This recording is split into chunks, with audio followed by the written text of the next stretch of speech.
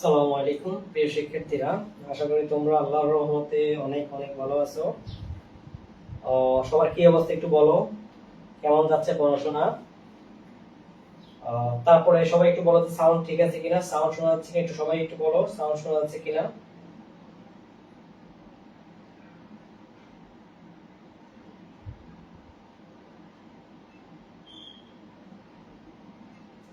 জি ওয়ালাইকুম আসসালাম। আলহামদুলিল্লাহ ভালো আছি। ওয়ালাইকুম আসসালাম, কেমন আছো তোমরা? সাউন্ড ঠিক আছে কিনা একটু বলো, সাউন্ড শোনা যাচ্ছে কিনা।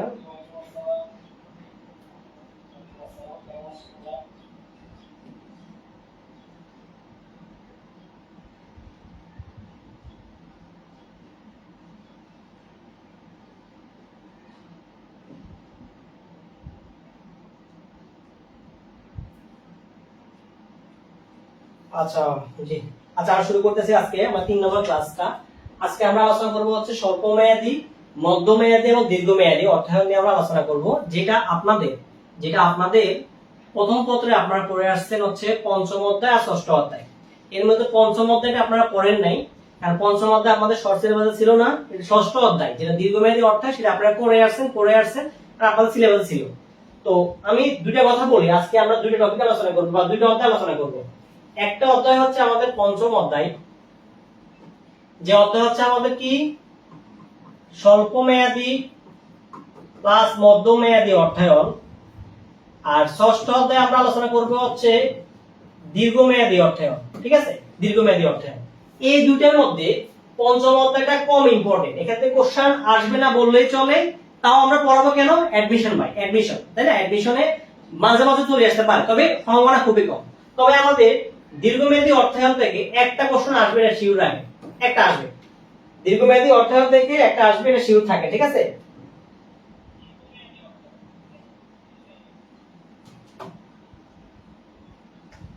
সাউন্ড কম লাগতেছে নাকি?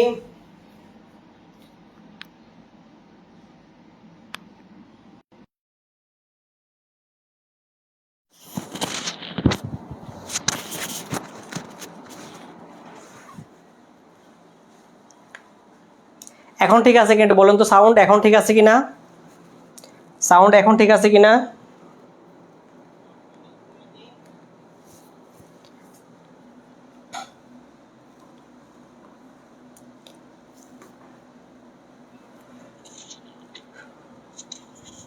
সাউন্ডটা এখন ঠিক আছে কি একটু বললেন সবাই একটু আমাকে।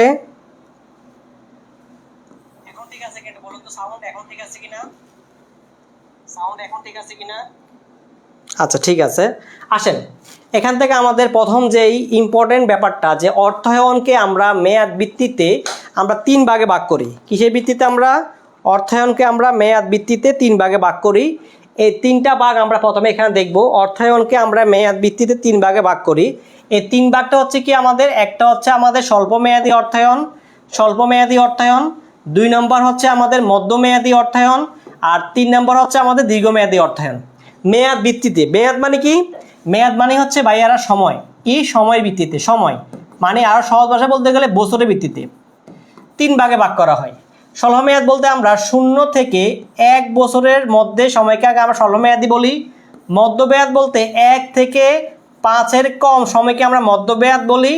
দীর্ঘমেয়াদ বলতে 5 বছর থেকে 5 বছর অধিক সময়কে আমরা দীর্ঘমেয়াদ বলি। এটা একটু খেয়াল রাখবেন, ঠিক আছে?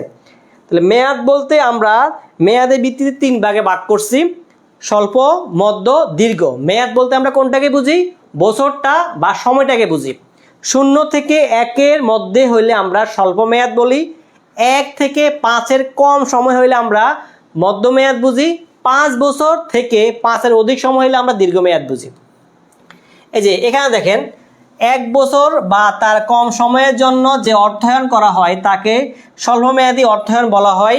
আর এই স্বল্পমেয়াদী অর্থায়নটা, এই যে এটা ইম্পর্টেন্ট, ব্যবসায়ের চলতি মূলধন মানে ওয়ার্কিং ক্যাপিটাল বা দৈনন্দিন কার্য সম্পাদনের জন্য স্বল্পমেয়াদী অর্থায়ন করা হয়ে থাকে। এই লাইনটা খুবই ইম্পর্টেন্ট, এই লাইনটা এখানে খুবই ইম্পর্টেন্ট। কোনটার জন্য করা হয়ে থাকে? এই যে এটা ইম্পর্টেন্ট, ঠিক আছে? এটা ইম্পর্টেন্ট আমাদের, ঠিক আছে? স্বল্পমেয়াদী উৎসের জন্য বা স্বল্পমেয়াদী কাজের জন্য, চলতি মূলধন সরবরাহের জন্য। চলতি মূলধন যে কথা, কার্যকরী মূলধন এক কথা, ওয়ার্কিং ক্যাপিটাল এক কথা, ঠিক আছে? এই যে ক্ষুদ্র ও মাঝারি ব্যবসা প্রতিষ্ঠানসমূহের স্বল্পমেয়াদী অর্থায়ন বেশি পরিমাণ ব্যবহৃত হয়ে থাকে। এই দুটো লাইন এখানে ইম্পর্টেন্ট। এগুলো উৎসগুলো কি? ব্যবসা ঋণ, ঋণ রেখা, ঘূর্ণায়মান ঋণ রেখা, এগুলো হচ্ছে স্বল্পমেয়াদী অর্থায়নের উৎস। ঋণ রেখা, ব্যবসা ঋণ, তারপর হচ্ছে কি ঘূর্ণায়মান ঋণ রেখা, এগুলো হচ্ছে কি স্বল্পমেয়াদী অর্থায়নের আমাদের একটা উপাদান। ক্লিয়ার? এটা এখান থেকে ওটা খেয়াল রাখবেন। এখানে একটু আসেন, এর মধ্যে যদি আসে কোশ্চেন, যদি এখান থেকে কোশ্চেন আসে তাহলে এই স্লাইডটা খুবই ইম্পর্টেন্ট, খুবই ইম্পর্টেন্ট।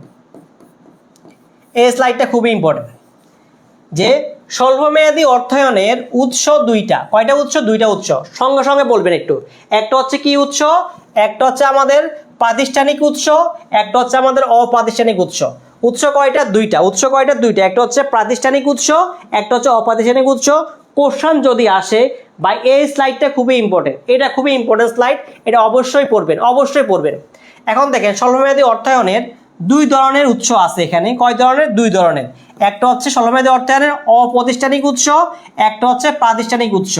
একটা হচ্ছে অপ্রাতিষ্ঠানিক উৎস, একটা হচ্ছে প্রাতিষ্ঠানিক উৎস। এখন অপ্রাতিষ্ঠানিকগুলো কি? অপ্রাতিষ্ঠানিককে আমরা স্বতঃস্ফূর্ত অর্থায়ন বলে থাকি। অপ্রাতিষ্ঠানিককে আমরা কি বলে থাকি? অপ্রাতিষ্ঠানিককে আমরা স্বতঃস্ফূর্ত অর্থায়ন নামে অভিহিত করে থাকি। ক্লিয়ার? এখন স্বতঃস্ফূর্ত অর্থায়নের ক্ষেত্রে তিনটা জিনিস খেয়াল রাখবেন। একটা হচ্ছে ব্যবসা ঋণ, ঠিক আছে, একটা হচ্ছে ক্রেতার নিকট থেকে অগ্রিম, তিন হচ্ছে বকেয়া ব্যয়। কয়টা? অপ্রাতিষ্ঠানিক বা স্বতঃস্ফূর্ত অর্থায়ন তিনটা। কি কি বললাম? ব্যবসা ঋণ, ঠিক আছে, ব্যবসা ঋণ, তারপর হচ্ছে ক্রেতার নিকট থেকে অগ্রিম, আমরা যে অনেক সময় পণ্য দেওয়ার আগে টাকা নিয়ে রাখি এটা, আর একটা হচ্ছে বকেয়া ব্যয়, মানে ব্যয় হয়েছে এখনো দিচ্ছি না, জমা করে রাখতেছে, পরে দিব, এটা হচ্ছে বকেয়া ব্যয়। এই তিনটা হচ্ছে স্বতঃস্ফূর্ত অর্থায়নের উৎস, খুবই ইম্পর্টেন্ট এটা। আচ্ছা, এরপরে স্বল্পমেয়াদী অর্থায়নের প্রাতিষ্ঠানিক উৎসকে দুই ভাগে ভাগ করা হয়। কয় ভাগে ভাগ করা হয়? প্রাতিষ্ঠানিককে দুই ভাগে ভাগ করা হয়। একটা হচ্ছে আমাদের মুদ্রা বাজার। মুদ্রা বাজার যে কথা, অর্থ বাজার এক কথা, আমাদের মানি মার্কেট এক কথা। খেয়াল রাখেন এগুলা, মানি মার্কেট এক কথা। মুদ্রা বাজার, অর্থ বাজার, মানি মার্কেট, এটা আমরা আগেই বলছি, এটা নিয়ন্ত্রণ করে কে? এটা নিয়ন্ত্রণ করে হচ্ছে বাংলাদেশ ব্যাংক। কে করে? বাংলাদেশ ব্যাংক। আচ্ছা, তাহলে মুদ্রা বাজার ঋণ, মুদ্রা বাজার ঋণ দুইটা। একটা হচ্ছে কমার্শিয়াল পেপার, মানে হচ্ছে বাণিজ্যিক পত্র, একটা হচ্ছে ব্যাংক স্বীকৃতিপত্র বা ব্যাংক অ্যাকসেপ্টেন্স, ঠিক আছে, দুইটা। আর ব্যাংক ঋণ আবার দুই ধরনের হয়। জামানত, মানে কোনো কিছু বন্ধক রেখে ব্যাংক ঋণ দিবে, আবার কোনো কিছু বন্ধক ছাড়াও ব্যাংক ঋণ দিতে পারে। বন্ধক রেখে ব্যাংক ঋণ কোনটা? ঋণ রেখা, ঘূর্ণায়মান ঋণ, লেনদেন ঋণ। এই তিনটা হচ্ছে জামানতহীন, মানে জামানত ছাড়া, জামানত দেওয়া লাগবে না। আর জামানত যুক্ত কোনটা? প্রাপ্য বিল জমা রেখে ঋণ নেওয়া, মজুত পণ্য জমা রেখে ঋণ নেওয়া। এই হচ্ছে আমাদের স্বল্পমেয়াদী অর্থায়নের টোটালি ইম্পর্টেন্ট পার্ট। বুঝতে পারছেন সবাই? না পারেন নাই? সবাই কি বুঝতে পারছেন? তিশা আছেন, মীরা আছেন, বাকিরা কোথায়? ক্লাস শুরু হয় 6 জন দিয়ে, আপনারা ক্লাস করেন না। মানে আপনাদের যদি ফিনান্স ক্লাস না লাগে তাহলে আমরা এটাকে মানে পরে পাঁচটি, মানে প্রথম যেই বেস তার সাথে অ্যাড করে নিতে তো হয়ে যায়।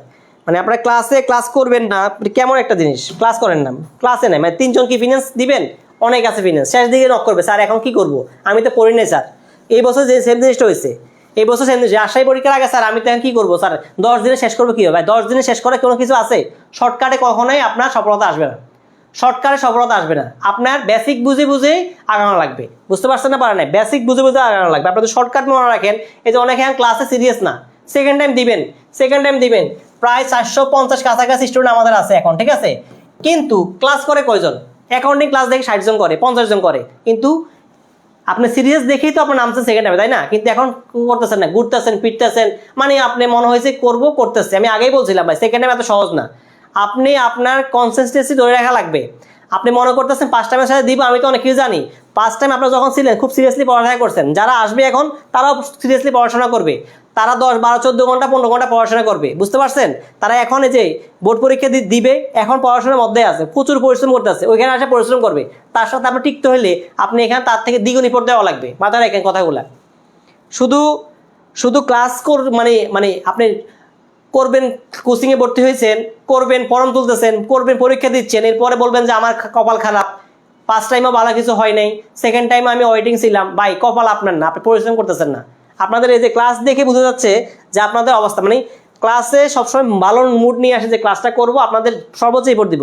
2 জন 3 জন থাকলে ক্লাস ইফোর্টটা কী দেয়? আপনি যখন ক্লাস করবেন তখন বুঝবেন। বুঝা গেছে? আচ্ছা, যারা আছেন তাদের নিয়ে ক্লাসটা আনি। তো তাহলে এটা খুবই ইম্পর্টেন্ট পার্ট, ঠিক আছে, এটা মাথায় রাখবেন, খুবই ইম্পর্টেন্ট পার্ট এটা। এখন আসেন এখানে কিছু ইম্পর্টেন্ট এই যে জিনিসগুলোর কিছু ইম্পর্টেন্ট পার্টগুলো আছে বা টপিকগুলো একটু বলে রাখতেছি আমি, খেয়াল করেন এখানে। ব্যবসা ঋণ, ব্যবসা ঋণ থেকে আমাদের মাঝে মধ্যে অঙ্ক আসে থাকলে এই সূত্রটা, যেমন পার্সেন্টেজ 100 বিয়োগ পার্সেন্টেজ, পেমেন্ট পিরিয়ড বিয়োগ ডিসকাউন্টিং পিরিয়ড ভাগ হচ্ছে 360। এটা আমি বুঝে দিচ্ছি, একটু খেয়াল করেন। তাহলে ব্যবসা ঋণ কাকে বলে? এই যে স্বল্পমেয়াদী অর্থায়নের মধ্যে বহুল প্রচলিত উৎস হলো ব্যবসা ঋণ। সাধারণত দ্বারে, এই যে কিসের ক্ষেত্রে, যে এটা দ্বারে, এটা মাথা রাখবেন, এটা খেয়াল রাখবেন। সাধারণত দ্বারে পণ্য ক্রয় বিক্রয়ের ক্ষেত্রে, সাধারণত দ্বারে পণ্য ক্রয় বিক্রয়ের ফলে যে ঋণের উদ্ভূত হয় তাকে ব্যবসা ঋণ বলে। তাহলে ব্যবসা ঋণ কোত্থেকে সৃষ্টি হয়? ব্যবসা ঋণ কোত্থেকে সৃষ্টি হয়? ব্যবসা ঋণ বাকি থেকে সৃষ্টি হয়। কোত্থেকে সৃষ্টি হয়? বাকি থেকে। বাকিতে পণ্য ক্রয় বিক্রয়ের ক্ষেত্রে ব্যবসা ঋণের সৃষ্টি হয়। আচ্ছা, এখন এখানে খেয়াল করেন, এই যে আমি বুঝাচ্ছি যে এই যে এই কোশ্চেন থাকবে এটা যে 10/20 নিট 30, বা আপনাদের এমন থাকে যে 3/10 নিট 60 বললো, ধরেন এটা বলা হইলো। তার মানে হচ্ছে 60 দিনের মধ্যে এই বাকি যে পণ্যটা কিনছেন এই টাকা দিয়ে দেওয়া লাগবে সর্বোচ্চ সময়সীমা, আর 10 দিনের মধ্যে দিলে আপনাকে 3% ডিসকাউন্ট দিবে। তাহলে এই অনুসারে আমরা কি করতে পারি? এই যে পার্সেন্ট মানে হচ্ছে পার্সেন্ট মানে 3 হবে উপরে, ঠিক আছে, পার্সেন্ট মানে ডিসকাউন্ট মানে এটা তাহলে 3 হবে উপরে, 100 বিয়োগ 3%টা নিয়েছে, ঠিক আছে, ইন্টু বছর মানে 360কে ধরা হয় 360। এই যে একটা হচ্ছে পেমেন্ট পিরিয়ড, কয় দিনের মধ্যে দেওয়া হলো? 60 দিনে দেওয়া হলো, 60 দিন হবে উপরে, বিয়োগ হচ্ছে ডিসকাউন্টিং পিরিয়ড 10 দিন, তো 10 দিন হবে নিচে। এটা দিয়ে আমরা অঙ্কটা করে নিব। বুঝতে পারছেন না? পারেন নাই? তাহলে এই যে ডিসকাউন্ট পার্সেন্টটা, পার্সেন্ট মানে 3% ডিসকাউন্ট, ডিসকাউন্টটা 100 বিয়োগ ডিসকাউন্টটা ইন্টু 360। এই যে আমাদের নিট মানে হচ্ছে কি আমাদের পেমেন্ট পিরিয়ড, কয় দিনের মধ্যে দেওয়া লাগবে? 60, আর ডিসকাউন্টের পিরিয়ড 10 বিয়োগ করে ক্যালকুলেশন করে নিব আমরা। বুঝতে পারছেন না? পারেন নাই? ক্রেতা নিকট থেকে অগ্রিম বোঝা যায়। বকেয়া খরচগুলো যেগুলো আমরা বেতন, টেলিফোন বিল, বিদ্যুৎ বিল এগুলো দেওয়া লাগে, আমি 1 তারিখ না দিয়ে 10 তারিখ দিলাম, এই 10 তারিখ পর্যন্ত আমি টাকাটা কি এই বকেয়া ব্যয় দিয়ে কি নির্বাহ করলাম, বকেয়া ব্যয় দিয়ে নির্বাহ করলাম। বুঝতে পারছেন? এখন আসেন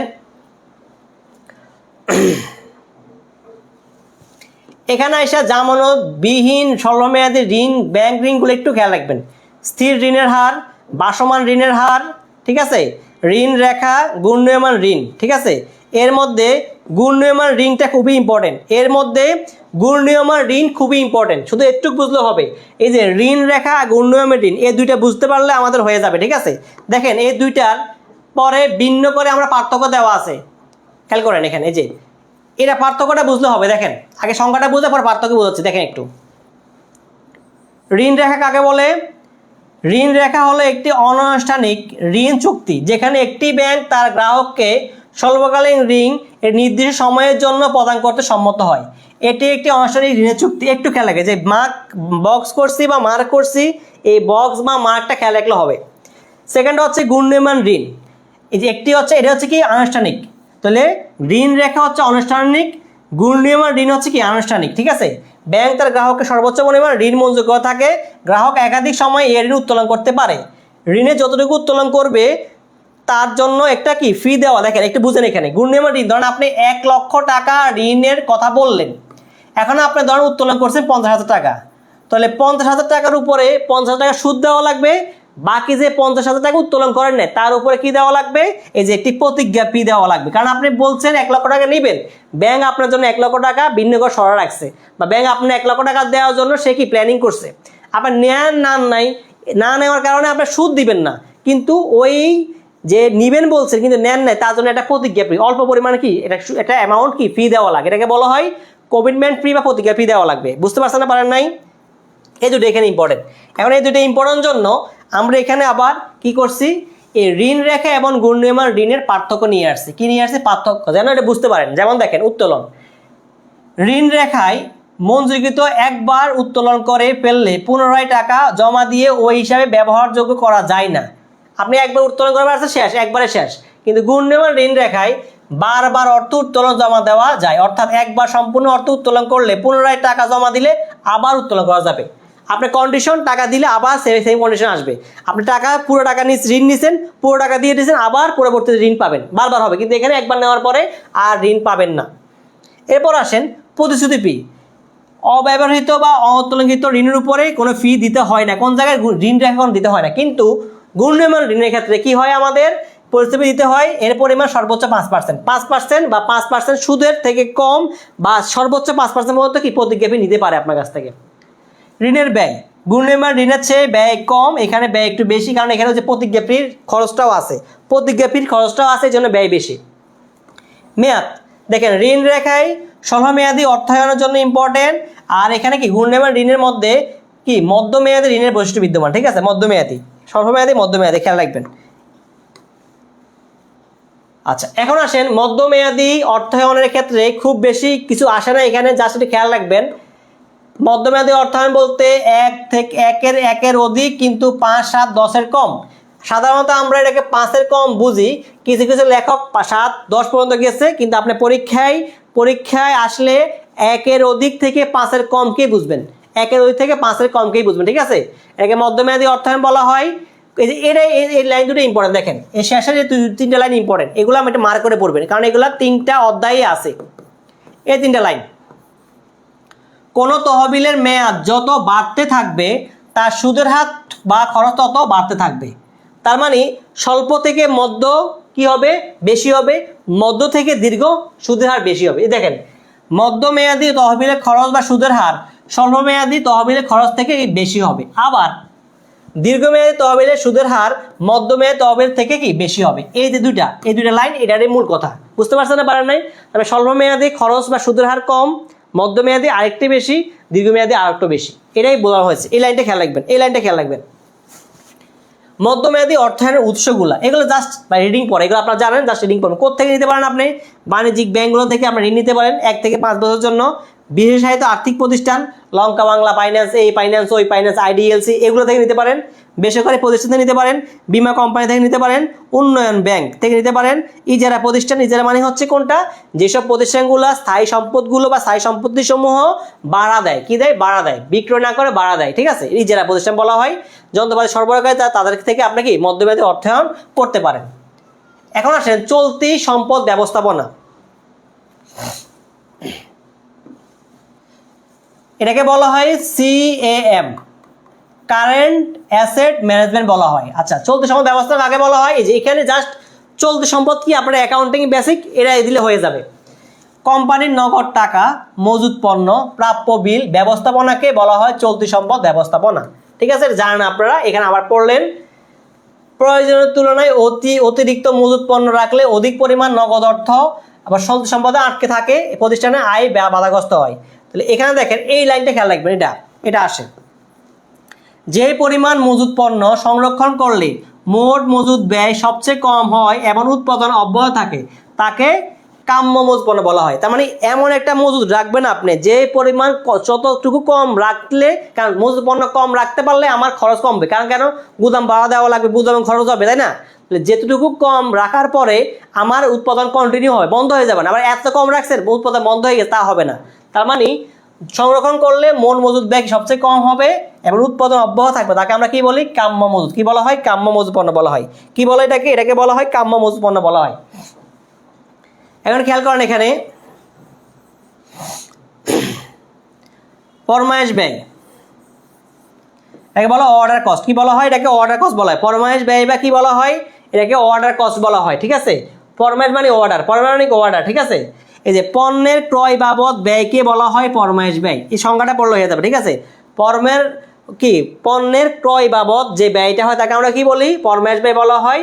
এর মধ্যে কি কি দেওয়া থাকে, এই যে এর মধ্যে কি কি কোন ব্যয়গুলো হয়, দরপত্র ব্যয়, বিজ্ঞাপন ব্যয়, প্রচারপত্র, তারপর হচ্ছে কি দরপত্র প্রক্রিয়াকরণ ব্যয়, অফিসে দরপত্র গ্রহণ ব্যয়, নথিপত্রকরণ ব্যয়, বাসায় ক্রয় ফরমায়েশ দেওয়া, ডাক খরচ, টেলিফোন ও টেলিগ্রাম খরচ, এগুলো হচ্ছে কি আমাদের ফরমায়েশ ব্যয়ের মধ্যে চলে আসে। রিডিং করবেন, এগুলো থেকে কম ইম্পর্টেন্ট কোশ্চেন কমে আসে। মিতব্যয়ী ফরমায়েশ, ঠিক আছে, মিতব্যয়ী ফরমায়েশ বা EOQ বলা হয়, ঠিক আছে। এটা কি বলা হয়, মিতব্যয়ী ফরমায়েশ বা EOQ বলা, EOQ, ইকোনমিক অর্ডার কোয়ান্টিটি। দেখেন এটা সূত্র আছে, আমি দেখাবো।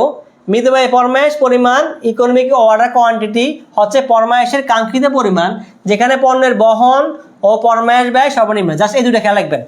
কোনটাকে বোঝানো হয়, ইওকিউ বলতে যেখানে পণ্যের বহন খরচ মানে ক্যারিং কস্ট এবং ফরমায়েশ মানে অর্ডার ব্যয় সর্বনিম্ন, এই দুইটা ব্যয়, যেই তার মধ্যে পণ্যের বহন খরচ এবং কি ফরমায়েশ ব্যয় বা অর্ডার ব্যয় সর্বনিম্ন, তাকে আমরা কি বলি ইওকিউ বা মিতব্যয়ী ফরমায়েশ কি বলা হয়, ইওকিউ বা মিতব্যয়ী ফরমায়েশ বলা হয়। আর মিতব্যয়ী ফরমায়েশের নিম্ন পদে 3টা গাণিতিক সারণী তালিকা বা লৌকিক পদ্ধতি, ঠিক আছে, এগুলো দেশে লাগবে না। আচ্ছা, সর্বনিম্ন স্টক এটা লাগবে না আমাদের, সর্বনিম্ন মজুদ এটা লাগবে না, জাস্ট এগুলো রিডিং করে নেবেন। আচ্ছা, মজুদ পণ্য রূপান্তরের সময় দেখেন, মজুদ পণ্য উৎপাদন 3টি রূপান্তর হয়। কাঁচামাল হতে আংশিক পণ্য উৎপাদন হয়, আংশিক থেকে উৎপাদিত পণ্য থেকে সম্পূর্ণ পণ্য উৎপাদন হয়, সম্পূর্ণ পণ্য বিক্রির জন্য সময় হয়। তাহলে 3টা স্টেপ, কাঁচামাল থেকে মজুদ পণ্য রূপান্তরের ক্ষেত্রে একটা প্রথম ধাপে আংশিক হয়, পরের ধাপে পূর্ণাঙ্গ হয়, পরের ধাপে বিক্রির জন্য প্রেরণ করা হয়। 3টা স্টেপে আসে, ঠিক আছে, 3টা স্টেপে আসে। নগদ কাকে বলে দেখেন, যে সম্পদগুলো অতি দ্রুত নগদ অর্থে রূপান্তর করা যায় সেগুলো হলো দ্রুত বিক্রয়যোগ্য সিকিউরিটি। কি বলা হয় এগুলোকে? দ্রুত বিক্রয়যোগ্য সিকিউরিটি বলা, এটা আসে। এটা একটু খেয়াল রাখেন, কোনগুলো দ্রুত বিক্রয় সিকিউরিটি খেয়াল রাখেন। একটা হচ্ছে কোনটা আমাদের, এই যে ব্যাংকের টাইম ডিপোজিট, অজমাকৃত চেক, ব্যাংকের অর্ডার বা ব্যাংক অর্ডার যেটা বলা হয়, এগুলো হচ্ছে কি আমাদের কি, এগুলো হচ্ছে আমাদের নগদ, ঠিক আছে, এগুলো হচ্ছে আমাদের নগদ বা দ্রুত নগদ জন্য সিকিউরিটি বলা হয়। নগদ রূপান্তর চক্র এখান থেকে সাধারণত আসে না, জাস্ট এখানে নগদ রূপান্তর চক্রের সূত্রটা খেয়াল রাখবেন। নগদ আবর্তন সমান কি 360 ডিভাইড বাই নগদ রূপান্তর চক্র। এগুলো খুব কম ইম্পর্টেন্ট, লেস ইম্পর্টেন্ট। আগে অধ্যায় প্রথমেই বলছিলাম।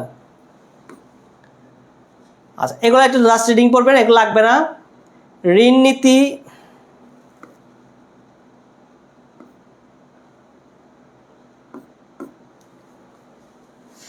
এখানে আইসা সবচেয়ে ইম্পর্টেন্ট পার্ট আমি বলতেছি একটু, এই যে এটা নীতিগুলো ইম্পর্টেন্ট। আর লাস্টে ওই যে আমি বলছিলাম প্রথমে প্রকারভেদটা পড়বেন আর শেষে এটা পড়বেন, এটা ইম্পর্টেন্ট। চলতি মূলধন অর্থায়নের ক্ষেত্রে একটি প্রতিষ্ঠান সাধারণত 3 ধরনের নীতি গ্রহণ করে, এটা যেন কেউ মিস না দেন। প্রথম টুকার এইটুকু যেন কেউ মিস না দেন, ঠিক আছে, আসলে এখান থেকে আসবে, কোশ্চেন আসলে এখান থেকে আসবে। একটা হচ্ছে সমন্বয় নীতি, একটা হচ্ছে রক্ষণশীলতার নীতি, ঠিক আছে। সমন্বয় নীতি দেখেন, সমন্বয় নীতি কাকে বলে? স্থায়ী সম্পদ ও স্থায়ী চলতি সম্পদের অর্থায়নের জন্য, মানে স্থায়ীর জন্য, এক কথা স্থায়ীর জন্য, স্থায়ী সম্পদ ও স্থায়ী চলতি সম্পদ অর্থায়নের জন্য দীর্ঘমেয়াদী উৎস থেকে টাকা সংগ্রহ করবেন, আর পরিবর্তনশীল চলতি সম্পদের অর্থায়নের জন্য স্বল্পমেয়াদী উৎস থেকে সংগ্রহ করবেন। এটাকে আমরা কি বলি? এটাকে বলি রক্ষণশীল নীতি। কি বলা হয়? রক্ষণশীল কি সমন্বয়, কি বলা সমন্বয়। দেখেন, রক্ষণশীল ও কঠোর নীতির মধ্যবর্তীকে সমন্বয় বলা হয়। তো নীতি 3টা, একটা হচ্ছে সমন্বয়, রক্ষণশীল, কঠোর। সমন্বয়, রক্ষণশীল, কঠোর, এই 3টার মধ্যে প্রথমটা কোনটা? সমন্বয় নীতি। স্থায়ীগুলোকে দীর্ঘমেয়াদী উৎস থেকে, পরিবর্তনশীলগুলোকে স্বল্পমেয়াদী উৎস থেকে সংগ্রহ করা আমরা কি বলি? আমরা বলি হচ্ছে সমন্বয় নীতি। অসচ্ছলতা জনিত ঝুঁকি হ্রাস পায় এবং তারল্য মুনাফার মধ্যে ভারসাম্য বজায় থাকে কোন নীতিতে? সমন্বয় নীতিতে। কি নীতি? সমন্বয় নীতি, ঠিক আছে। আচ্ছা, এরপর রক্ষণশীল নীতি কাকে বলা হয়? দেখেন, স্থায়ী সম্পদ, স্থায়ী চলতি সম্পদের সবটুকু এবং পরিবর্তনশীল চলতি সম্পদের একটি অংশ দীর্ঘমেয়াদী উৎস থেকে, বাকি স্বল্পমেয়াদী উৎস থেকে সংগ্রহ করাকে আমরা কি বলি? রক্ষণশীল নীতি বলা হয়। তার মানে এখানে বেশিরভাগ অংশটুকু থেকে সংগ্রহ করবেন, বেশিরভাগ অংশটুকু না দীর্ঘমেয়াদী উৎস থেকে, আর হালকা কিছু স্বল্পমেয়াদ করবেন কি থেকে? স্বল্পমেয়াদী থেকে গ্রহণ করবেন, চলতিগুলা। বুঝা গেছে? দীর্ঘমেয়াদী অর্থায়নের উপর নির্ভর করতে হয়। রক্ষণশীল নীতিতে মূলধনের স্বল্পতা এবং ঘাটতি হওয়ার ঝুঁকি কম থাকে। রক্ষণশীল নীতিতে মুনাফার হার হ্রাস পায়। রক্ষণশীল নীতিতে অসচ্ছলতা জনিত ঝুঁকি হ্রাস পায়। রক্ষণশীল নীতি, এগুলো এটা খেয়াল রাখবেন। আর লাস্ট বাকি থেকে কোনটা আমাদের? কঠোর নীতি। কঠোর যে কথা, আগ্রাসী নীতি এক কথা, অ্যাগ্রেসিভ পলিসি। এখানে দেখবেন যে ওটা উল্টোটা, পরিবর্তনশীল চলতি মূলধনের সবটুকু ও স্থায়ী চলতি মূলধনের একটি অংশ স্বল্পমেয়াদী থেকে, তার মানে স্বল্পমেয়াদী এখানে বেশি নিবে, আর বাকিটা নেবে কি দীর্ঘমেয়াদী থেকে, তাকে আমরা বলি কি? কঠোর নীতি। কিনতে বলে কঠোর নীতি বলা হয়।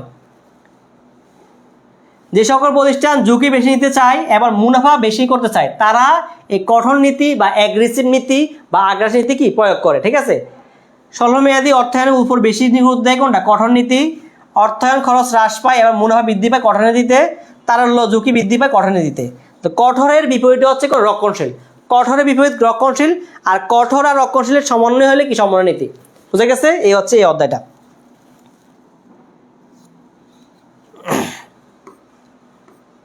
আচ্ছা, এই যে পঞ্চম অধ্যায় এটুকু, যেখানে আমাদের বেশি ইম্পর্টেন্ট কিছু নাই।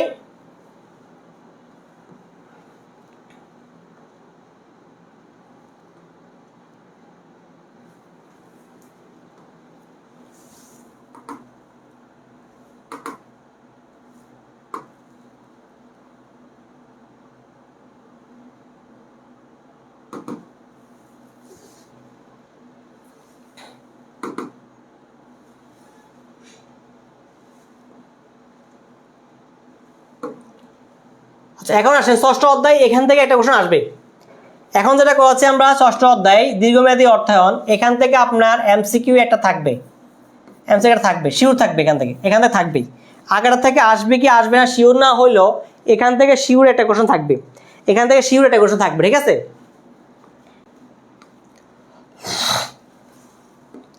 আপনারা জানেন যে দীর্ঘমেয়াদী অর্থায়ন কাকে বলে? কোন স্থায়ী সম্পত্তির প্রয়োজন মেটানোর জন্য দীর্ঘমেয়াদী অর্থায়ন করা হয়। সাধারণত 5 বছর বা তার অধিক সময়ের জন্য দীর্ঘমেয়াদী অর্থায়ন করা হয়। দীর্ঘমেয়াদী অর্থায়নের মাধ্যমে সাধারণত সম্পত্তি অর্জিত হয়। কোন সম্পত্তি? স্থায়ী সম্পত্তি। কোন সম্পত্তি? স্থায়ী সম্পত্তি। বুঝে গেছে না? বুঝেন নাই? স্থায়ী সম্পত্তি অর্জিত হয়। আর দীর্ঘমেয়াদী অর্থায়নের উৎস কয়টা? অর্থায়নের উৎস 2 ভাগে ভাগ করা। কয় ভাগে ভাগ করা হয়? 2 ভাগে ভাগ করা। দীর্ঘমেয়াদী অর্থায়নের উৎসকে কয় ভাগে ভাগ করা হয়? 2 ভাগে ভাগ করা হয়। এর উৎসগুলো এটা ইম্পর্টেন্ট, এর উৎসটা ইম্পর্টেন্ট। ওইখানেও যেমন স্বল্পমেয়াদী উৎস ইম্পর্টেন্ট বলছি, এখানেও ইম্পর্টেন্ট, কারণ এখান থেকে আমাদের কোশ্চেন আসেই, এখান থেকে কোশ্চেন আসে, এটা ইম্পর্টেন্ট।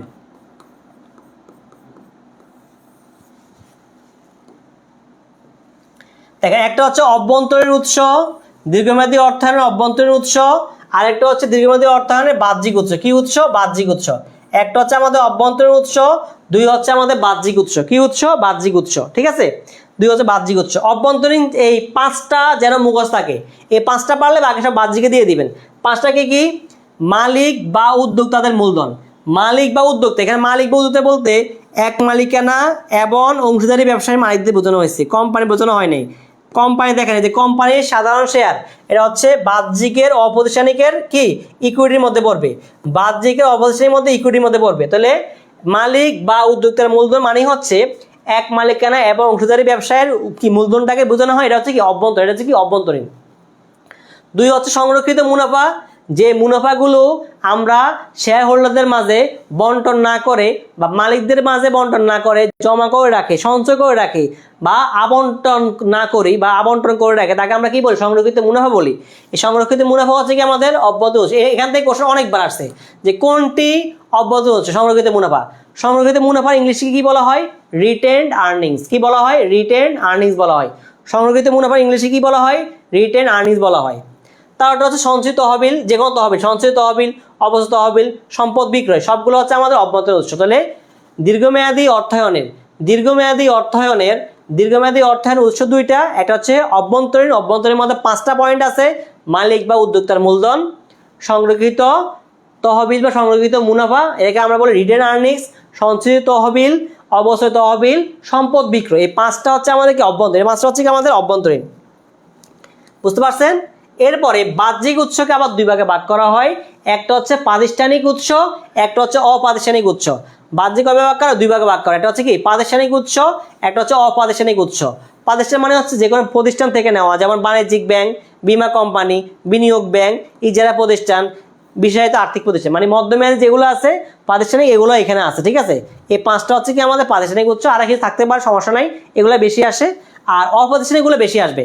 যে অপ্রাতিষ্ঠানিক উৎস, যেমন দীর্ঘমেয়াদী অর্থায়নের বাহ্যিক উৎসের মধ্যে অপ্রাতিষ্ঠানিক উৎস 2 ভাগে ভাগ করা হয়। একটা হচ্ছে আমাদের ইকুইটি অর্থায়ন, একটা হচ্ছে কি আমাদের ইকুইটি অর্থায়ন। কি অর্থায়ন? ইকুইটি অর্থায়ন। আর একটা হচ্ছে আমাদের ঋণ অর্থায়ন। একটা হচ্ছে আমাদের ইকুইটি অর্থায়ন, একটা হচ্ছে আমাদের কি অর্থায়ন? ঋণ অর্থায়ন। ইকুইটি মানে মূলধন, মালিকানা সত্ত্ব। আর একটা হচ্ছে কি অর্থায়ন? আর একটা হচ্ছে আমাদের ঋণ অর্থায়ন। একটা হচ্ছে আমাদের ইকুইটি, একটা হচ্ছে ঋণ। ইকুইটি মানে মালিকানা সত্ত্ব, কি কি এখানে শেয়ার আসবে, সাধারণ শেয়ার, অগ্রাধিকার শেয়ার। আর ঋণ অর্থ মানে কোনটা? বন্ড ও কি বন্ড ও ঋণপত্র। কোনটা আসবে? বন্ড ও ঋণপত্র। কোনটা আসবে? বন্ড ও ঋণপত্র। বন্ড মানে হচ্ছে জামানতযুক্ত দীর্ঘমেয়াদী ঋণের দলকে বলা হয় বন্ড, আর জামানতবিহীন দীর্ঘমেয়াদী ঋণের দলকে বলা হয় ডিবেঞ্চার। ক্লিয়ার? ডিবেঞ্চার যে কথা, ঋণপত্র এক কথা। ডিবেঞ্চার যে কথা, ঋণপত্র এক কথা। এটা খুবই ইম্পর্টেন্ট।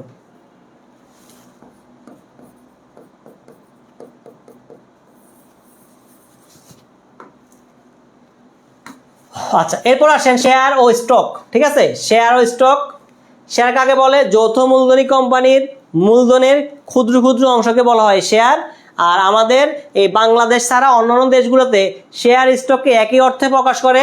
শেয়ার স্টককে একই অর্থে প্রকাশ করে, শুধু বাংলাদেশ, ইন্ডিয়াতে স্টক বলতে ভিন্ন অর্থ প্রকাশ করা হয়। ঠিক আছে, শেয়ারের মূল্য সমান থাকে, স্টকের মূল্য সমান থাকে না। আচ্ছা, শেয়ার সম্পর্কে কিছু গুরুত্বপূর্ণ তথ্য দেওয়া আছে এখানে। যেমন কত কথা, যেমন শেয়ার ট্রান্সমিশন কাকে বলা হয়, শেয়ার ট্রান্সমিশন সম্পর্কে বলা আছে। শেয়ার ট্রান্সমিশন, যে শেয়ার হোল্ডারদের মৃত্যুতে তার শেয়ারগুলো তার আইনগত উত্তরাধিকার নিকট স্বাভাবিকভাবে হস্তান্তর করাকে বলা হয় শেয়ার ট্রান্সমিশন। আপনার সম্পত্তি মানে শেয়ারটা আপনার মৃত্যুর পরে আপনার উত্তরাধিকার আইনে যারা যারা পাবে তাদের কাছে হস্তান্তর হওয়াকে কী বলা হয়, শেয়ার ট্রান্সমিশন বলা হয়। কী বলা হয়, শেয়ার ট্রান্সমিশন বলা হয়। শেয়ার বিলিপত্র কাকে বলা হয়, বিলিপত্র যাদের মধ্যে শেয়ার বন্টন করা হয় তাদেরকে এর মাধ্যমে খবর পৌঁছানো হয়। বিলিপত্র মানে এই যে আপনার আবেদন করছেন, আবেদন করার পরে আবেদন মানে ইস্যু করার পরে আবেদন করছেন, আবেদন করার পরে আপনার যাচাই বাছাই করে শেয়ার আপনাকে দিয়েছে কি দেয় নাই, যখন বন্টন করবে সেই বন্টন করার জন্য এই শেয়ার বিলিপত্র ইস্যু করা হয়। এরপরে বলছে কি পরিতাপ সূচক পত্র, যদি কোনো আবেদনকারী শেয়ার বন্টন করা না হয় এই পত্রের মাধ্যমে জানানো হয়। তার মানে আপনি আবেদন করছেন, ওই জনসাধারণ করছেন অতিরিক্ত আবেদন, আপনার অ্যাকাউন্টিং করে অতিরিক্ত আবেদনের অর্থ ফেরত দেওয়া হলো, তাহলে 1 লক্ষ আবেদন শেয়ার বিক্রি করবে, আবেদন হচ্ছে 1.5 লক্ষ, তাহলে 1 লক্ষকে দিবে, বাকি 50 কি না করে দিবে না, দিবে বিলিপত্রের মাধ্যমে জানাবে, না করবে পরিতাপ সূচক পত্রের মাধ্যমে না করবে। ক্লিয়ার এটা? আচ্ছা।